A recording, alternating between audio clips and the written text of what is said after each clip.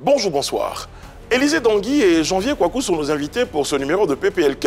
Tous deux sont membres de l'association des promoteurs de spectacles de Côte d'Ivoire. Avec eux, il sera question de toute la gestion, de tout l'environnement autour des spectacles en Côte d'Ivoire. Qui paie et qui fait du remplissage et qui a vendu des vrais faux tickets. À toutes ces questions, il y aura certainement des réponses dans ce numéro. Suivez-nous.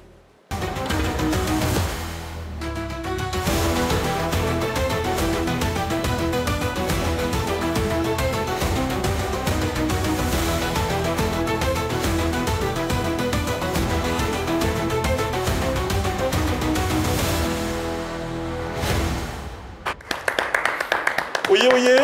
Oyez. On a coutume de dire que quand on attend le lièvre au couloir, il passe par le toit. Ce n'est pas Agba Requin qui le dit, c'est moi. Encore moins de décensement. Voilà. Ah, les amis, je ne ferai pas plus de commentaires que ceci à propos de ce que je dirai maintenant. La DE. La DE. La DE. D1. La D1. Ah ouais. Ah, la D1. C'est bon, pas de commentaires. Non, pas de pour l'instant. Ok. Kiff, no kiff. Kiff. Mais ça ne sera pas pour la D1. Ça ne sera pas pour l'Africa Sport. Ça sera pas pour la Je ris sous l'eau. Glou, glou, glou. Alors, une vidéo d'un artiste ivoirien. Quand on a vu le début de la vidéo, on a vraiment pensé à un repenti véritable. Mais je vous laisse regarder. C'est mon kiff. Chers Ivoiriens, je fais cette vidéo pour vous dire qu'il n'y a pas arrêté de faire mes bêtises, quoi. On continue, on est dedans. Voilà, il s'agit de Vétio Lolas. On a pensé qu'effectivement, il s'était ressaisi. Mais non, parce qu'il a commencé la vidéo par chers Ivoiriens avec un air très sérieux. Et puis, il s'est levé un coup pour dire, vous êtes raté. Comme quoi, il n'est pas encore prêt de laisser de Bordeaux. Il va continuer à l'attacher jusqu'à ce que lui-même de Bordeaux recule. Il y a un gars qui a mis dans les commentaires, un gars qui a stressé les gens de la 3, c'est de Bordeaux. C'est de Bordeaux veut s'amuser, il n'a rien vu encore. C'est mon kiff du jour. Vétio Lolas, écoute, on t'attend, hein. On t'attend quand tu rentres de Paris. Passe nous voir. Ouais, il y a un single que j'aime beaucoup d'ailleurs. Cité d'or, ça s'appelle, non? Ouais. Bien chanté, hein, j'aime bien ça. À la Maître Gims, ouais. Bon, mais même si mon pote de Bordeaux trouve que... tu es là, tu as beau. Je crois qu'ils doivent être très amis, je pense. Ouais, si, bien sûr. Alors, vous savez, la famille, on dit généralement conseille, conseille pas, c'est conséquences qui conseillent. Je pense que ça illustre mon kiff du jour. On regarde ensemble la vidéo.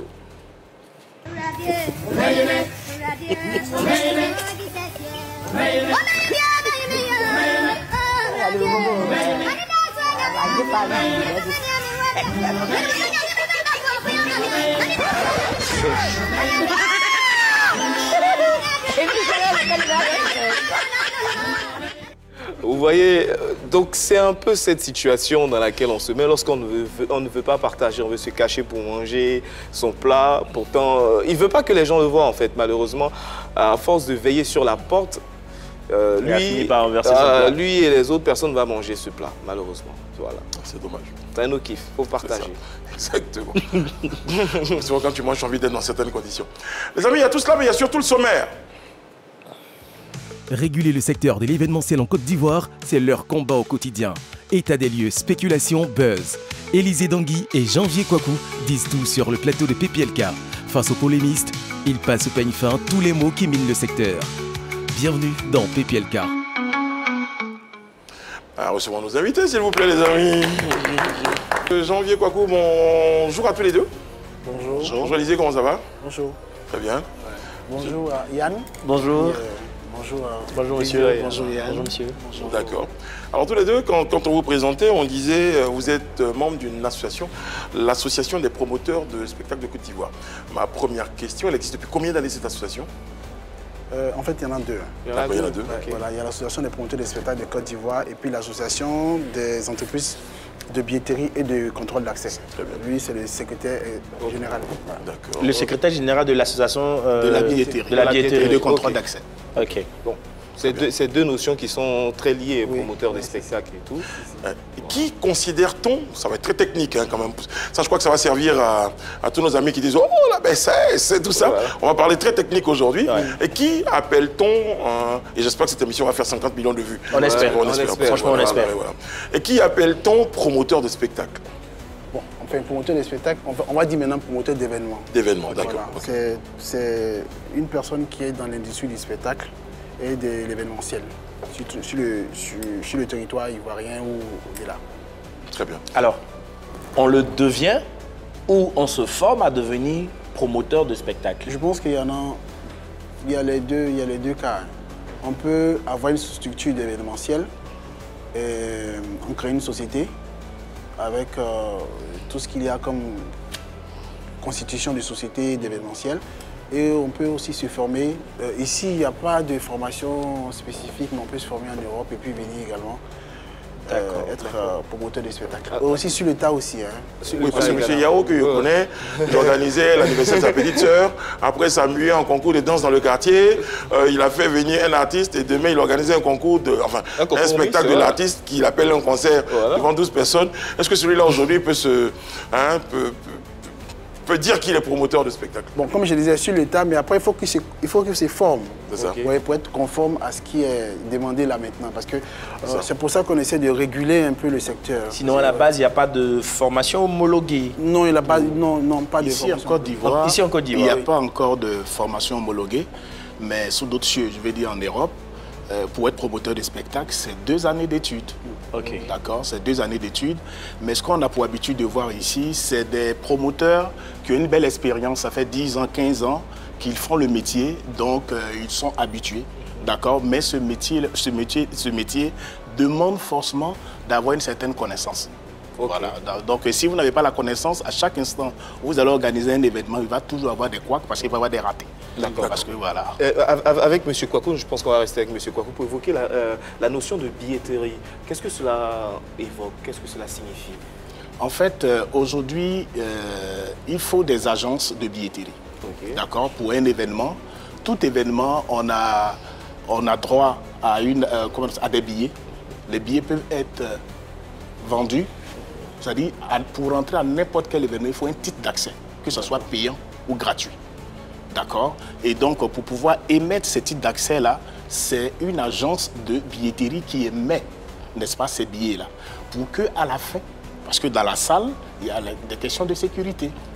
Voilà. Et après la sécurité, il y a des questions de sous. Parce que c'est toute la gestion. Les moyens sont gérés par l'agence de billetterie. Oui. Mais aujourd'hui, on trouve des promoteurs de spectacles eux-mêmes. Mais attends, ils font le travail. Mais permettez-moi de rigoler. J'ai eu du mal à retenir un rire. Je sais que ça commençait par des cachets qu'on mettait dans les mains pour avoir accès à des spectacles. On te demande de faire comme ça. Voilà. Et après, on avait la technique de pouvoir dupliquer ça entre nos mains. Ça évolue avec des souches de tickets qu'on vendait chez la femme Manango de mon quartier. Et ça a évolué, c'est devenu des tickets. Avant les bracelets, c'était des tickets que l'imprimeur, mon ami Zegen de Makoli faisait. Et après, on partait toujours le voir pour dire qu'il avait vendu 5000 tickets alors qu'on lui avait commandé 3000. Et aujourd'hui, il y a des bracelets. Ça va plus loin. Aujourd'hui, avec mon smartphone, que je présente un QR code pour accéder à ces... Donc, il y a eu quand même une histoire, une évolution au niveau de la billetterie jusqu'à ce qu'on arrive à ces agences de billetterie. C'est ça. Ça répondait à un besoin. En ligne. En ligne, surtout. Ça répondait à un besoin. Écoutez, la billetterie existe depuis le Moyen-Âge. Ah, ça va plus loin. Et en son temps, lorsqu'on organisait un événement, au départ, c'était des mécènes qui payaient, qui, eux, prenaient la décision de payer pour toutes les personnes qui entraient. Après, c'est les gens qui entraient eux-mêmes qui donnaient soit un mouton, soit du pain. D'accord? Après, on est passé à la billetterie de l'imprimerie. Donc il fallait, on a connu tous, sur l'imprimerie, reconnaissance visuelle. Lui, c'était dans la main. Oui, c'était dans les paumes, dans la main, les tampons, le papier là. On te donne et tu as la souche qui reste. Voilà. Donc c'était au temps du Moyen-Âge. On est dans la pyramide. Et donc après, on a touché au billet physique, au billet papier imprimerie. D'accord. Donc à partir de 2000, on a touché maintenant à la billetterie informatisée. Ok. Donc, la billetterie informatisée, il y a 3 types de billetterie. Le billet physique, reconnaissance visuelle avec des données. Billet électronique, qui est un PDF qu'on reçoit par mail. Oui, le PDF. Et le M-billet, qui est une application dédiée pour pouvoir avoir son billet sur son téléphone.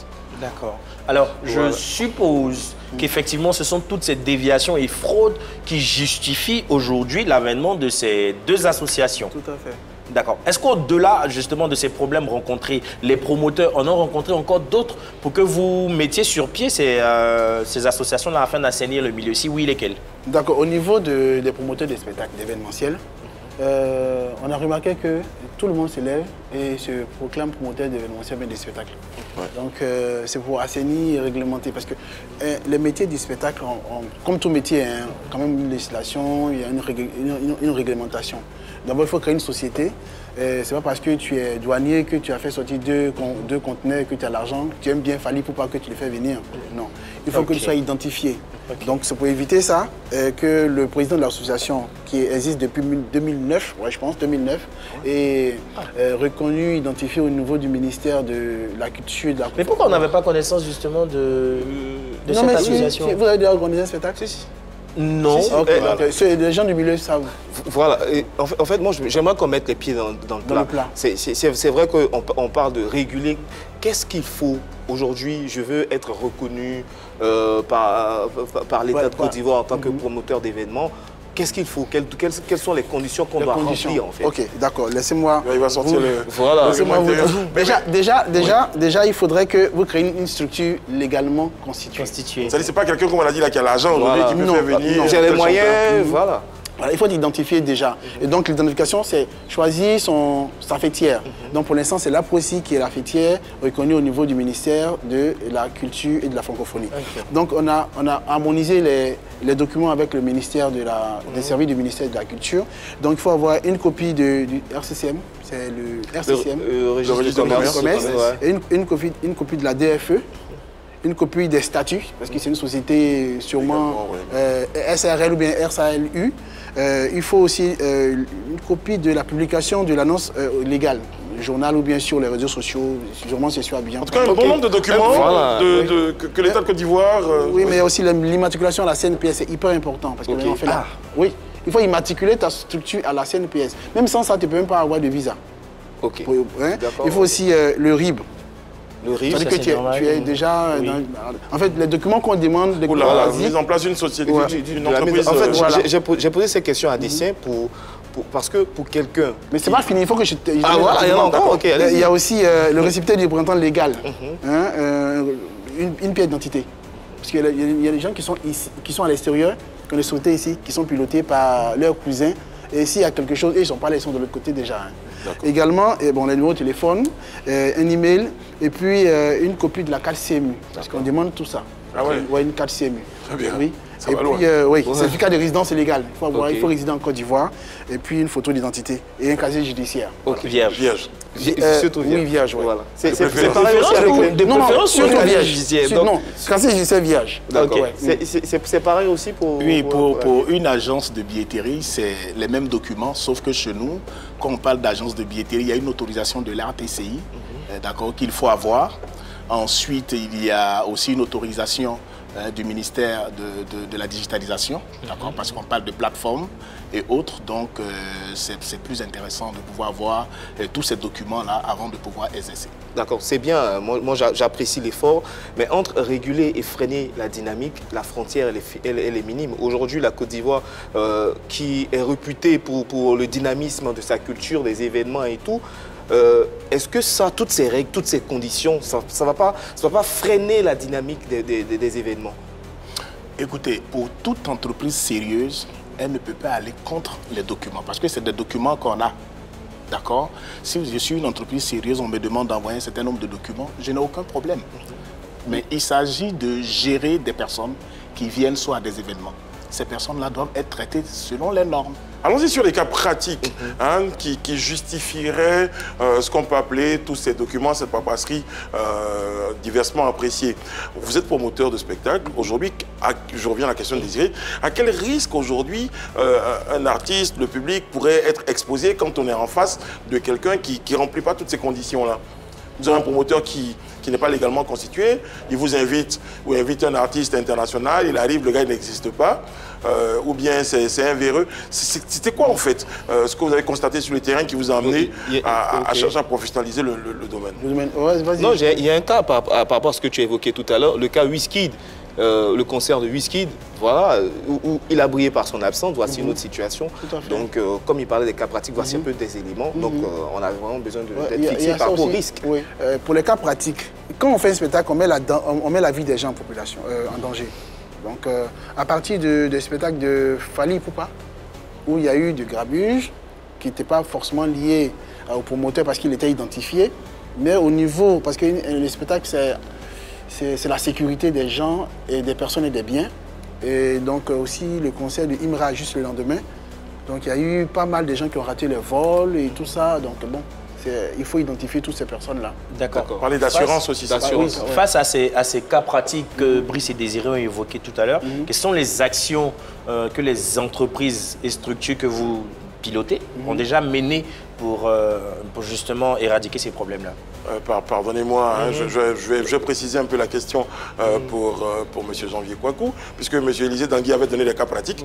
Dans votre cas, c'était qu'on se retrouvait par exemple dans des spectacles avec par exemple quelqu'un qui se plaignait du fait que l'imprimeur qui avait la charge de l'impression des tickets avait produit plus de tickets que de raisons. Donc il y a 40 000 tickets pour une salle de 12 000 places. On a du mal à comprendre.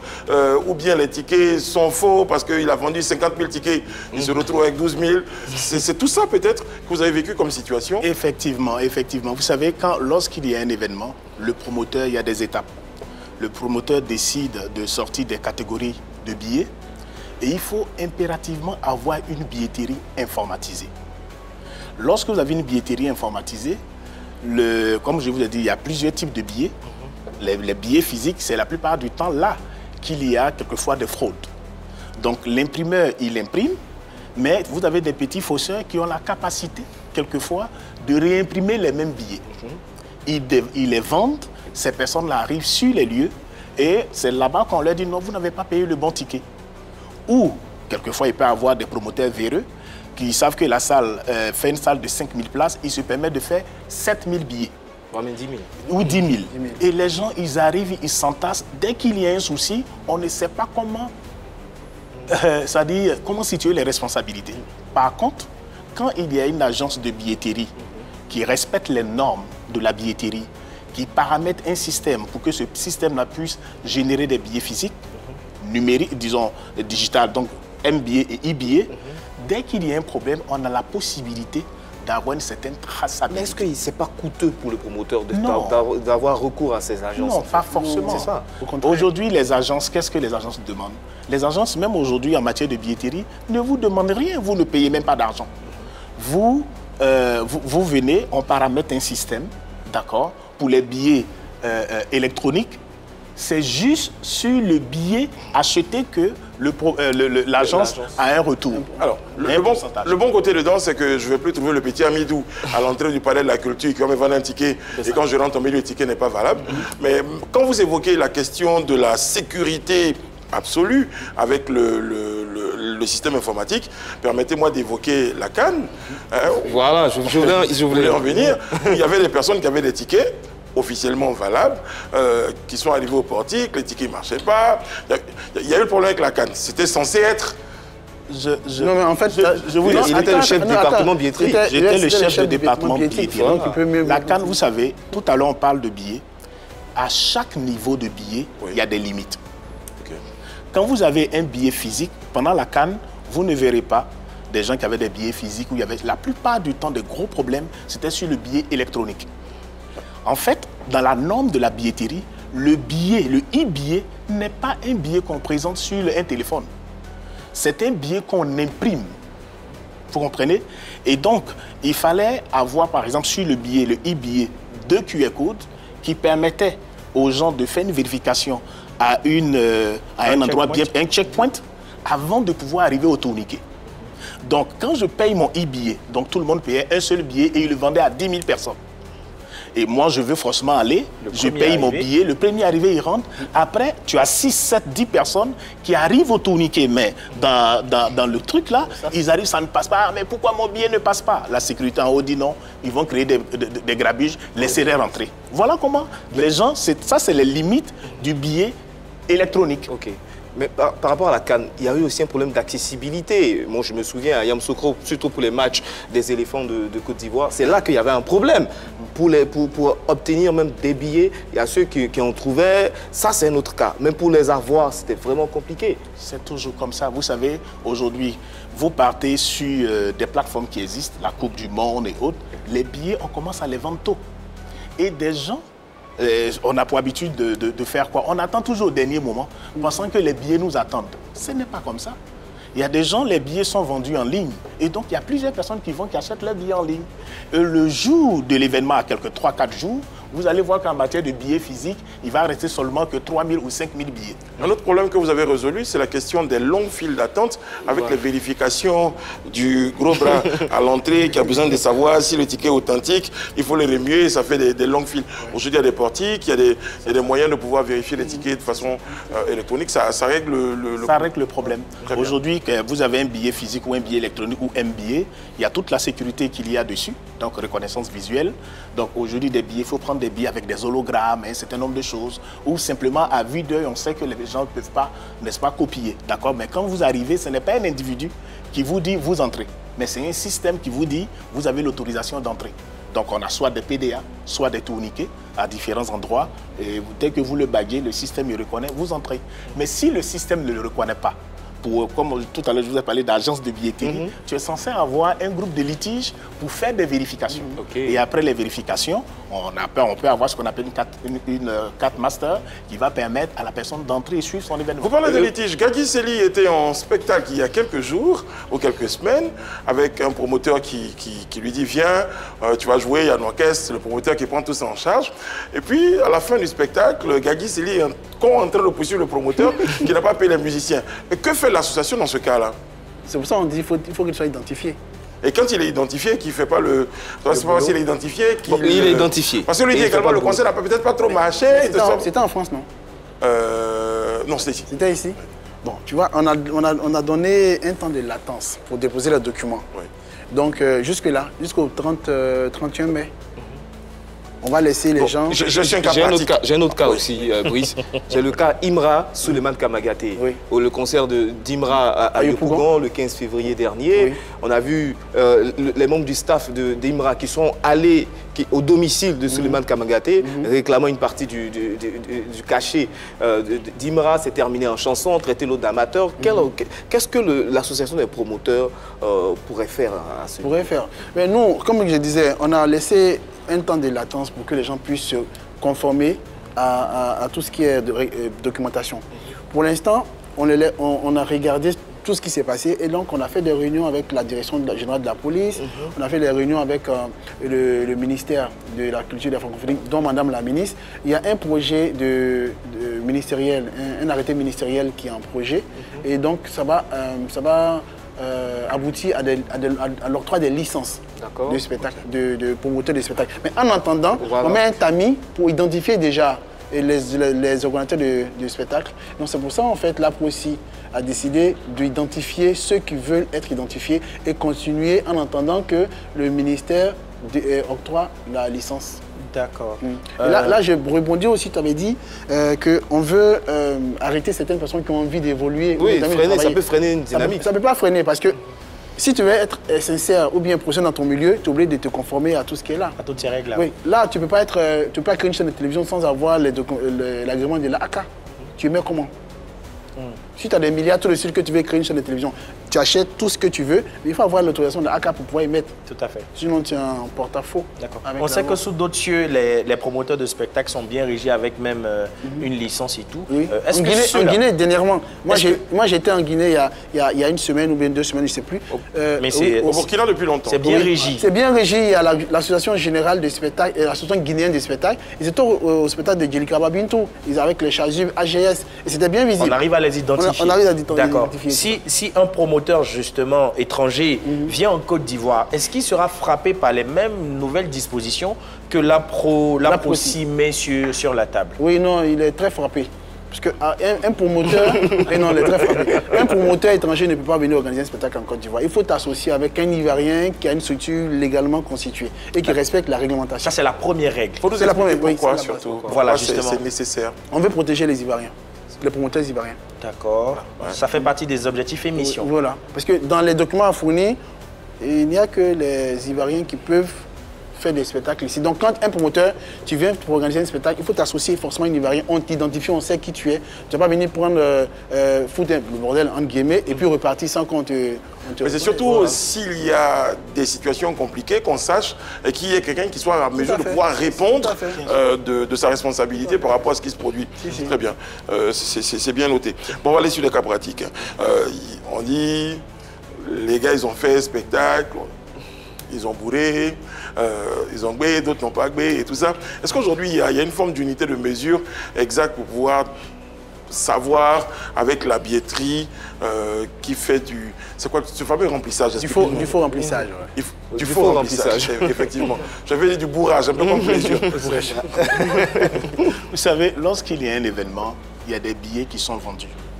Bon, il y a une chose que je ne comprends pas, c'est quand moi, promoteur, je paye de l'argent une salle et je paye le cachet de l'artiste.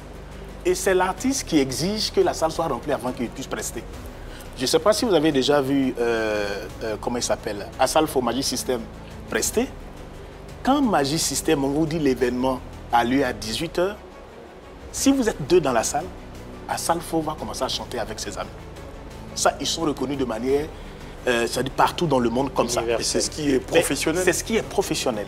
Mais ici, on arrive, l'artiste dit, bon, j'ai suivi à un événement où l'artiste devait monter depuis 21 h. Il est monté sur scène à minuit. Mais les Ivoiriens sont sortis de la salle. Et il a presté seul pratiquement dans la salle. Pour revenir à ce qui est important, c'est la formation. La formation de ces promoteurs-là. Vous parliez de réunion, parce que les horaires, on s'est bien rendu compte que ça devient le chat qui se mord la queue. Le public s'est dit, oh mon cher, ils ne vont pas commencer tôt. Le promoteur dit, bon, de toute façon, ils ne viennent pas tôt. Et du coup, un concert qui est prévu pour 15 h, c'est à 21 h, 22 h que le concert va commencer. Nonobstant toute forme de mécontentement du public à partir du moment où les tickets ont été prévendus, ainsi de suite. Et les pauvres, en guillemets, mais les consommateurs, le public n'a toujours, si ce n'est maintenant les réseaux pour se plaindre, n'avait plus de recours. Est-ce que cette association-là aujourd'hui pourrait sanctionner ce genre de promoteurs-là d'une manière ou d'une autre? Oui. C'est un peu l'objectif? Si, c'est pour ça qu'on fait toutes ces communications-là et sensibilisations. Donc, il y aura ça, il y aura un certificat d'engagement pour le promoteur. Et il y aurait également, la ministre a insisté là-dessus qu'il faudrait respecter les horaires des spectacles. D'accord, moi je crois qu'on a dû même rajouter, si le spectacle ne commence pas, là, vous allez rembourser les billets. Voilà, les billets. Et s'il y a la licence, ça peut faire l'objet de retrait de la licence. Très bien, pardonnez-moi 5 secondes, les amis. De retrait. Ouais, justement, le président de l'association, M. Yapobi Victor. M. Victor Yapobi, du Comici. Oui. Très bien, ok. Miss Côte d'Ivoire, certainement, commencer toujours à l'heure. En tout cas, à partir du premier, il faut qu'il se... Alors, je crois que ça commençait toujours à l'heure. Alors, c'est vrai, on parle aussi des sanctions, mais est-ce que, à travers cette association, le promoteur, est-ce qu'il est protégé? Parce qu'il y a des cas factuels où parfois l'artiste arrive en retard. En retard au spectacle, ça crée un dommage pour le promoteur. Ou ils n'ont pas payé les musiciens des Gagiseli. Non, on est d'accord, parce que c'est vrai, on peut tirer sur les promoteurs, il ne faut pas bien. Parfois, si on parle à Paul, il faut parler aussi à Pierre. Donc, les promoteurs ne travaillent pas seuls, ils travaillent avec les artistes. Est-ce que ça aussi, ils sont protégés face à ces artistes qui ont parfois des comportements pas très corrects? Catholiques. Moi, je pense qu'en fait, c'est au promoteur de parler à son artiste. Si vous savez que Imra doit jouer au stade, comment on appelle ça même? Au parc des expositions. Vous voyez les embouteillages qui sont là. Vous prenez. Moi, je pouvais qu'on sorte d'Abidjan. Il doit jouer à Yamoussoukro, même je parle à Guiglo, et généralement ça se passe à l'intérieur du pays où l'artiste se pointe en retard. Il y a il y a assez de promoteurs, plein d'événements où le public attend, on ne voit pas l'artiste et ils déchargent leur colère sur le matériel, sur le podium. Ça crée pas mal de désordre. Est-ce qu'ils sont protégés aussi? Non, mais en fait, c'est ce que j'ai dit là. Ça dépend du contrat qui lie le promoteur à l'artiste. Si tu dis à quelqu'un qu'on commence à 16h, si à 16h tu n'es pas là, déjà avant de commencer, il faut qu'on te donne le... Généralement, les artistes réclament le cachet avant de rentrer. Le cachet, oui. Si tu n'es pas à l'heure, on fait des ponctions sur ton cachet. Par exemple. D'accord. C'est ce qui fait mal dans la vie, là, c'est le portefeuille. Oui, écoutez, moi qui ai aussi une petite expérience avec les artistes et autres, les artistes exigent à avoir tous leurs cachets avant de monter sur scène. Donc, ils ont le cachet, c'est pour ça qu'on parle de formation. Donc, un promoteur doit pouvoir se former.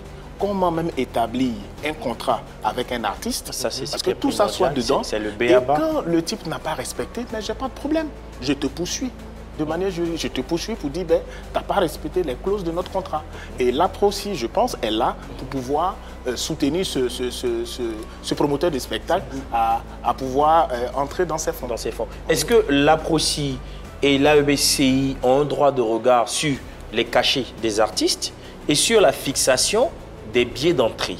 Non. Non. Non. C'est la tâche qui revient uniquement aux promoteurs des spectacles. Il faudrait que vous deux vous entendiez sur vos cachets. Il faudrait que vous donniez, enfin sur le contrat, il faudrait que vous donniez la totalité du cachet à l'artiste avant de monter sur scène. Parce que c'est ça aussi qui fait ça. Si l'artiste, le promoteur n'a pas eu tous les cachets pour payer à l'artiste, il dit on ne monte pas sur scène. Le mois de décembre 2024, cette période de fin d'année, je vais un peu élargir, on a eu pas mal de concerts. Fally Ipupa le 25 décembre, Nino un peu plus tôt le 22 décembre, là c'était au Parc des Expositions, Didi Yéman le 6 décembre au Palais de la Culture, on a eu Imra au Parc des Expositions le 26, SDM le 21, les leaders là c'était le 30 novembre. Avec tous ces spectacles dans le mois de décembre, est-ce que l'association des promoteurs de spectacles sera un peu regardante sur le trop-plein de spectacles dans une période? Mais ça c'est la moindre des choses. C'est pas parce qu'il y a beaucoup de viande dans la sauce qu'on ne mange pas. Donc on verra. Dont les spectacles sont programmés à l'avance, dont l'APRO aussi connaît plus ou moins les dates. Donc on viendra pour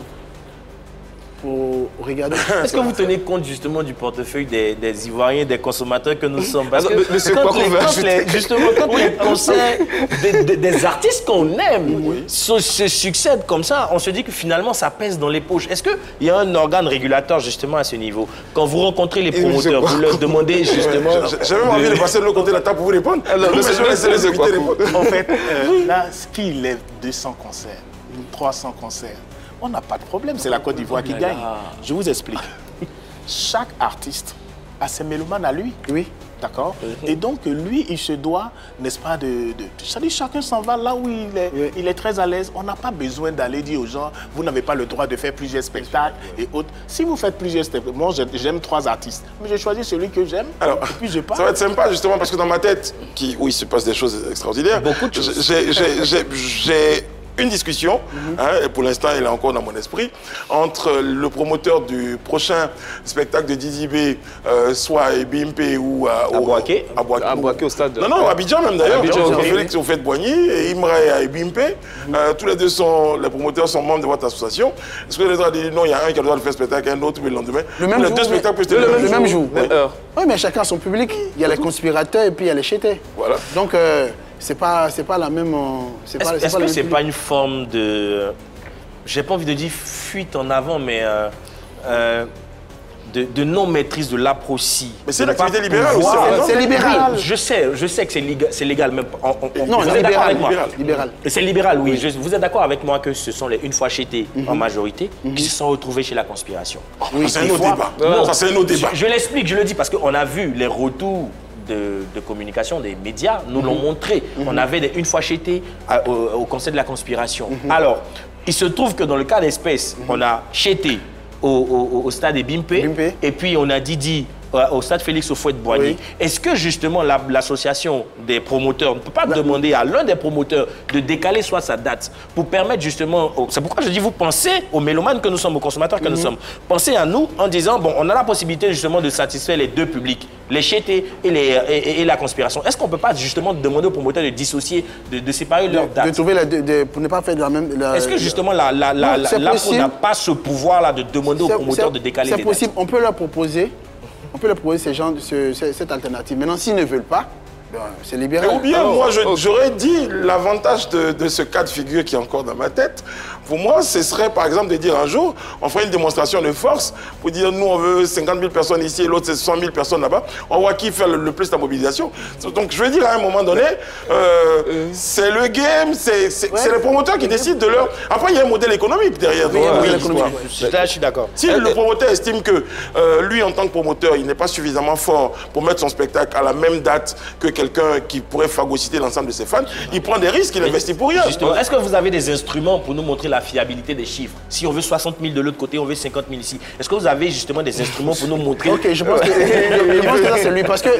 Attends, je pense que jusque-là, les chiffres ne sont pas des vrais chiffres. Il y a beaucoup de remplissage. Mais à partir du premier, et quand lui il va vous expliquer comment faire pour remplir une salle, on aura les vrais chiffres. Et je pense qu'il faut les vrais chiffres pour que les artistes sachent que ils chopent le melon pour rien en fait. C'est ça, voilà. Justement. Donc vas-y. Monsieur Kwaku. Voilà, donc... Moi, je ne suis pas tout à fait d'accord avec. On aura l'occasion de débattre. J'attends la réponse. C'est technique aujourd'hui, on l'a dit. Écoutez, pour un artiste, quand il y a pour une salle, d'accord, l'artiste, il y a des billets. Donc il faut toujours, comme on l'a dit, utiliser des billets. Les 3 types de billetterie ou une seule, ça dépend. Et il y a un autre volet qu'on appelle, en matière de contrôle d'accès, qu'on appelle les accréditations. D'accord, donc les badges qu'on porte. OK?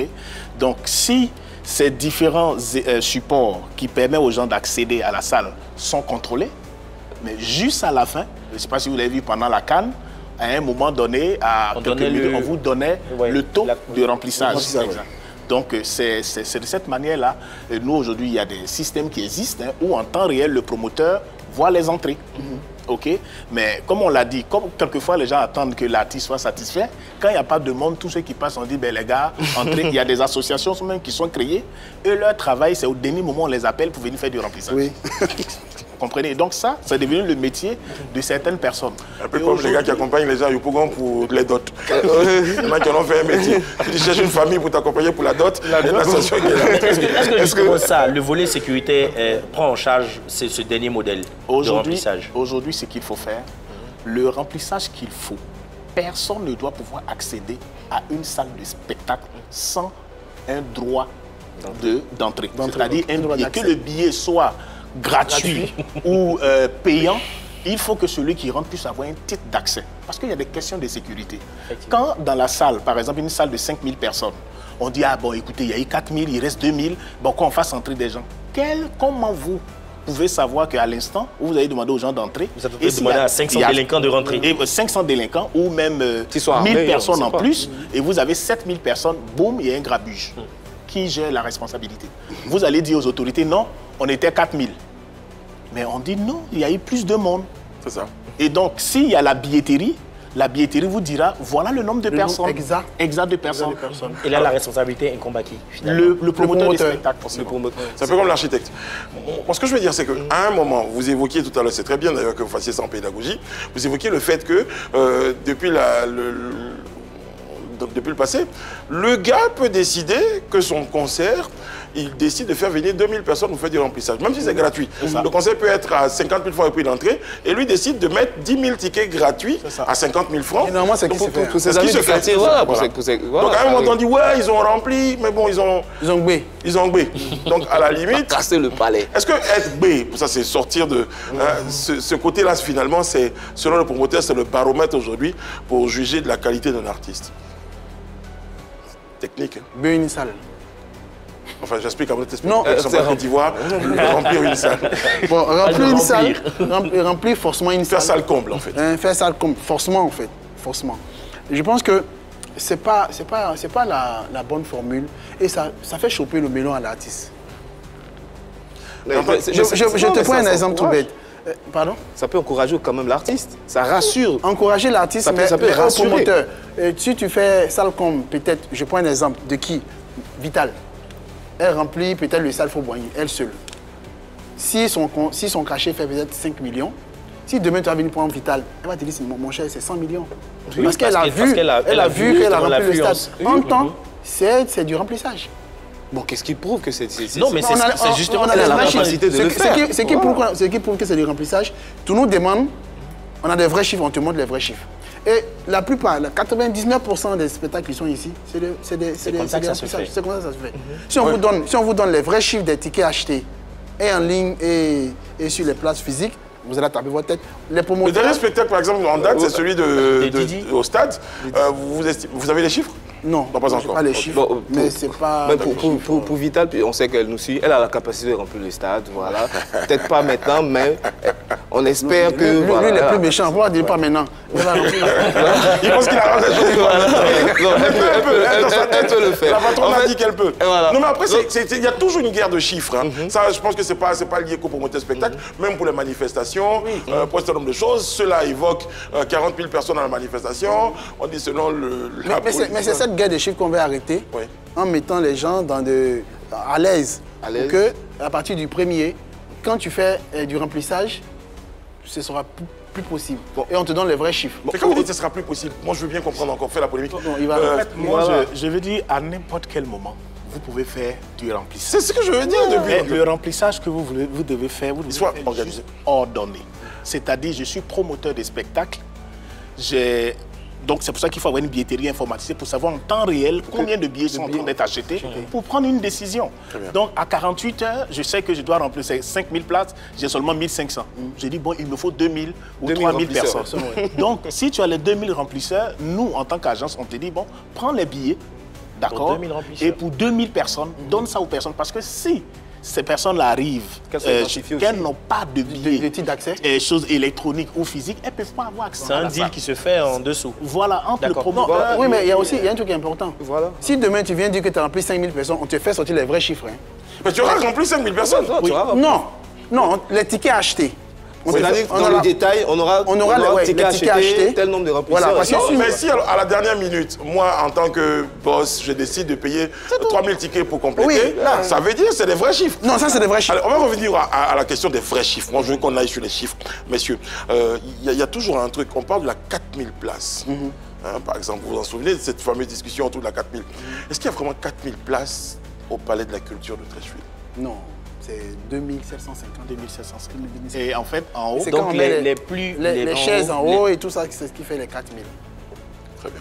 Ok. Donc en fait, c'est-à-dire même les salles également doivent être prises en compte, doivent être touchées aussi par vos actions. Oui, non, si, Voilà. dans le projet d'arrêté ministériel, les salles sont prises en compte. Et même au niveau du parc d'exposition. Et maintenant, pour éviter, même pour les questions sécuritaires, pour éviter qu'il y ait trop de soucis, une salle de 12 000 personnes, on va remplir maintenant jusqu'à 10 000 maximum. Laisser une marge. Oui, laisser une marge de sécurité quand même. D'accord. Même au niveau du stade. Monsieur Dangui, tout à l'heure, quand vous parliez, vous dites à chaque fois le premier. On parle de 1er juin. 1er juin. Oui. D'accord. Les structures ont jusqu'au... Les deux associations, l'APROCI et puis l'association des entreprises de billetterie en Côte d'Ivoire, ont jusqu'au 31 mai pour se conformer, pour être identifiés en tant que structure événementielle, une structure de billetterie, avec toutes les autorisations. Donc à partir du 1er juin, c'est-à-dire Pâques 2026, mon oncle Kwaku qui a Boaké, qui aime organiser des événements, s'il n'est pas affilié à l'association, il n'y aura pas Pakino. Non, c'est l'association, c'est pas forcé. Okay. Mais il faut que tu sois identifié. Il faut que ce soit une structure légalement constituée de spectacles, d'événementiels en Côte d'Ivoire. Pourquoi? Parce que si le promoteur n'est pas légalement identifié. Si vous êtes un artiste aujourd'hui, que vous allez vers un promoteur qui n'est pas légalement identifié, on va dire ça vaut risque et péril. C'est-à-dire que si tonton Kwaku, qui est votre oncle au quartier, fuit avec l'argent de la recette, vous ne pouvez pas vous plaindre quelque part. Voilà. Même ça aujourd'hui, les artistes font plus ça. C'est-à-dire, moi je suis artiste, vous venez me voir en tant que promoteur de spectacle, je vous dis mon cachet fait 2 millions, vous me payez mes 2 millions, je m'en vais. C'est plutôt les consommateurs, ceux qui payent les billets. Donc, je paye des billets et j'arrive, et puis bon, il n'y a rien. Et je vous dis que dans le milieu, de la même manière, on parle de... comment on appelle ça les arnaqueurs, comment on les appelle, les jeunes gens? Les brouteurs. Les brouteurs. Il y a le broutage aussi événementiel. Le broutage événementiel, c'est quoi? C'est que je m'accorde avec un artiste. Je lui dis, bah, écoutez, fais-moi 2-3 vidéos, ça va te coûter tant. Je te mets l'argent à disposition, je te vis l'argent et il fait une vidéo. Que les gars, je serai là, il n'y a pas de problème. Et les gens vont acheter les billets. Mais l'artiste et le promoteur, ils savent que le gars ne viendra pas. Et vous allez voir que la plupart du temps, podium et autres, c'est-à-dire c'est des... Il prend moitié prix, machin et tout ça, il récupère les sous et il part. Mais quand il y a une agence de billetterie, les gens ont payé les billets, tant que l'événement n'est pas fini, monsieur, on ne fait pas le virement de votre argent. On a parlé tout à l'heure de compte bancaire, c'est quand il y a l'agence et qu'on a payé les billets, on a vu tout est conforme, juste après l'événement, dès que c'est fait, on fait le virement sur votre compte. Donc vous voyez que là, tout le monde est à l'aise. Les choses se sont très bien passées. Mais si on vous dit que l'événement n'a plus lieu, l'agence se doit de rembourser, n'est-ce pas, les sous des personnes. Et là, c'est le promoteur qui, lui, va payer parce que l'argent est rentré. Quand ça ressort, il y a des frais. Donc c'est pour ça qu'il faut avoir une agence de billetterie bien formée qui doit avoir cette connaissance-là pour pouvoir savoir rembourser les sous. Question, comment on reconnaît une agence de billetterie bien formée? Parce que concert de Yann Cédric au Palais de la Culture, ticket en vente au Palais de la Culture, chez Brissano. Et comment on sait aujourd'hui que j'ai une agence de billetterie légalement constituée qui peut me rembourser au cas où Yann Cédric ne chante pas bien, ne se présente pas, ainsi de suite? Mais toi, tu te présentes en tant que promoteur, par exemple. Non, en tant que public. Non, en tant qu'agent de billetterie. En tant que public. En tant que public. Oui. Non, c'est à partir du 1er juin, et c'est aussi facile. Il y aura une liste, par exemple? Oui, il y aura une liste de tous ceux qui ont acheté, qui ont envoyé leurs documents. Et là, par rapport à ce qu'il dit, moi-même, je suis le président de l'ABCI, lui, c'est le secrétaire général, donc c'est lui qui est au fou au moulin. Mais j'ai vécu une expérience le mois dernier. Je ne vais pas citer le nom de l'artiste, qui a fait un concert. Moi, je reçois une notification d'un huissier qui me dit, qui me dit, on a d'une société de crédit qui m'appelle, qui me dit, mais on a un document pour vous. Je dis, document, comme je connais le nom de la société, il dit, mais moi, je n'ai jamais contacté de crédit là-bas. Donc, envoyez quand même, je vais voir. Je prends le document, je regarde, je vois que le promoteur du spectacle doit près de 25 millions. Donc, comme ils ont identifié tous ceux qui ont vendu les tickets du concert, ils veulent voir si on a de l'argent pour qu'ils prennent directement avec nous. C'est ça. Vous voyez? Vous voyez? Et là, j'ai le document. Donc, vous voyez qu'il faut des entreprises super sérieuses pour faire la billetterie. Et si ce n'est pas ça, après vous mettez les gens dans tous les problèmes. Il y a un autre volet. Et il faut comprendre qu'on n'est pas là pour dire aux gens, et vous, allez-y, vous ne pouvez pas exercer. Non. Il y a chez nous, au niveau de notre association, il y a près de 10 agences. Et donc, on va passer à la formation, d'accord, de ces agences-là. OK? Et donc, moi, personnellement, je suis professeur à l'INP de billetterie, de contrôle d'accès. Donc, on pourra former, n'est-ce pas, ces agences-là à pouvoir avoir un système qui répond aux normes. D'accord? De telle sorte que quand on dit à l'APROCI ou à l'État de Côte d'Ivoire, voilà les agences qui respectent les normes, les gens soient à l'aise, on sait que du début jusqu'à la fin. Pour ceux qui ne sont pas aux normes, on va les amener à être aux normes. On ne vient pas pour éliminer des gens. Je pense que le principal avantage, lorsque tout est bien organisé, il y a toute cette traçabilité, les promoteurs peuvent être soutenus par des banques, par les entreprises. Voilà. C'est un peu arrivé à ce niveau, puisque tout ça, ça contribue à bien organiser l'industrie musicale, parce que les promoteurs sont la question et cas pratique. Nous sommes télévision, nous voulons organiser un spectacle. Est-ce que nous le pouvons s'ils ne sommes pas... Non. Nous avons besoin de nous appuyer sur une agence... Une agence d'événementiel. Je suis une église. Oui. Je vais organiser un concert. Si l'église a ses documents, non, s'il n'a pas de documents... L'église fait un concert avec l'argent. Elle veut vendre des billets. Elle va se conformer. Elle va se conformer. D'accord. D'accord, elle va se conformer. Avec tous les documents, là? Oui, tous les documents. Une association, une ONG, tout oui, elle est censée se conformer. Mais par exemple, pour une église qui organise une séance d'évangélisation, ça, c'est pas de prière. Pas besoin. Voilà, pas besoin. Je vais rebondir sur votre expertise, monsieur Kwaku. Vous avez eu justement à démanteler des réseaux parallèles de billetterie. Alors, si oui, comment est-ce que ces réseaux-là fonctionnent? Comment est-ce qu'ils agissent? Et justement, quelles sont les dispositions prises pour éradiquer ce phénomène de réseaux parallèles? D'accord. Écoutez, vous savez, tout à l'heure, je parle toujours de billetterie informatisée. Moi, particulièrement, j'ai vécu une situation avec un promoteur. Le promoteur arrive, il me dit, ben non, les billets que tu as conçus pour moi, les billets physiques, il y a un jeune homme qu'on a attrapé qui a des billets, et après, il me dit non, que c'est il a identifié le lieu, c'est-à-dire l'imprimerie, et c'est là-bas qu'ils ont sorti les billets. Mais cette affaire allait jusqu'à la police. Mais après, on a fait les enquêtes, il n'y avait rien de sérieux. Mais cette situation-là, moi, m'a fait tic dans mon esprit. J'ai dit, bon, écoutez, mon système, il faut que je puisse le parfaire. Aujourd'hui, chez moi, vous pouvez avoir un billet physique. Le billet physique, il est inutile. Tant qu'il n'est pas activé, il ne sert à rien. Donc, quand je vais dans un point de vente, j'active un billet, je reçois un SMS comme reçu de paiement. Et donc, tranquille, j'arrive. Même quand je perds le billet, j'appelle, je dis, j'ai perdu mon billet. On me génère un autre billet. Donc, vous voyez, c'est de là qu'on parle de la billetterie informatisée. À partir de ce moment, vous êtes sûr qu'en matière de billets, comment on appelle ça, de billets physiques, vous avez la sécurité qu'il faut. En matière de billets électroniques, on vous dit, quand vous achetez votre billet, que votre billet, vous ne le partagez pas. Si vous prenez votre billet, vous donnez à 4, 5, 6 personnes, le premier qui entre, on va vous donner la preuve que le billet là est entré. Et voilà la preuve. C'est pour ça qu'il faut avoir un système informatisé pour lui montrer que ton billet il est déjà rentré. Est-ce que vous comprenez? Mais pour un billet qui est quelque chose de dédié avec la sécurité, c'est ton téléphone qui est le billet, il n'y a pas de problème. Mais tout ça, que ce soit le promoteur ou des points de vente, doivent pouvoir avoir un système, une interface où on voit tout ça en temps réel. Est-ce qu'il y a une formation justement avec des promoteurs et tout le staff de vente aussi, qui travaille au niveau de la vérification des billets? Est-ce que l'AEBCI mène une formation pour ça? Oui, effectivement. L'AEBCI aujourd'hui va commencer à former les responsables de billetterie des promoteurs d'événementiel pour leur montrer, voilà par exemple, tout le process en matière de billetterie pour un événement.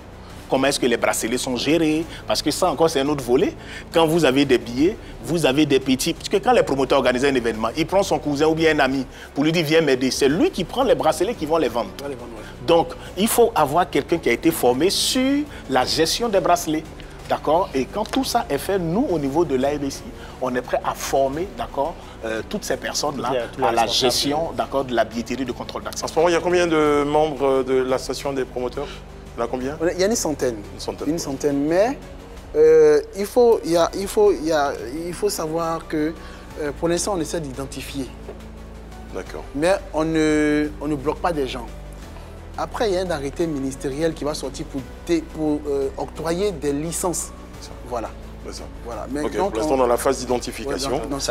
La licence sera la phase terminale. Oui, ça, c'est délivré par licence. C'est bon. Et puis, la licence peut-être sera renouvelable, comme dans certains pays. Chaque année, vous devez renouveler votre licence. Avec combien de grabuges on peut te retirer ta licence? Oui. Non, mais tout sera... Je ne vais pas dévoiler, mais tout sera... En tout cas, on a bien compris que l'objectif, c'est la sécurité. Et surtout, une meilleure organisation de nos spectacles. La traçabilité. Globalement, ce sont des vitrines d'évaluation de notre showbiz, de la culture en Côte d'Ivoire, et vous essayez d'assainir le milieu à travers vos différentes associations. Merci messieurs à tous les deux, merci d'avoir été sur notre plateau. Merci. Bon, je ne vais pas faire comme avant. Non, pas du tout, on a tout compris. Je pense que... on peut donner quand même un numéro de téléphone. Allez-y, allez-y. Un numéro de téléphone pour les deux. Bon, c'est bon, c'est bon. La conformité des deux. C'est ça, pour les personnes qui souhaitent. Voilà. On fait un peu de pub au passage, parce que ça c'est quand même... Non, c'est juste le numéro de téléphone. C'est très bien. Non, mais c'est normal, il n'y a pas de problème. Donc pour les deux associations, c'est 07 48 00 80 80. 07 48 00 80 80. Pour avoir des informations pour les deux de l'association des promoteurs. Vous connaissez le principe pour ce genre d'émission? Oui. On finira par... Oui, un acapella. Monsieur Kwaku d'abord. Voilà. Moi, je peux danser. Voilà, tu peux danser. À quoi donc la chanteuse et danseur. On a été très heureux de vous recevoir tous les deux et on espère, dans la tête de nos téléspectateurs, c'est pas tous les jours des sujets TikTok qu'on évoque. Là, on a un sujet technique et on a essayé quand même de partager ça avec nos téléspectateurs. J'espère que vous avez été nombreux à suivre. Très, très nombreux. Voilà. Je crois que ça va être l'émission la plus suivie de l'année. Quand même, pour tout ce qu'on nous a reproché. Prenez soin de vous et des autres. Que Dieu veille sur vous, qu'il veille sur la Côte d'Ivoire. Merci, messieurs. Merci.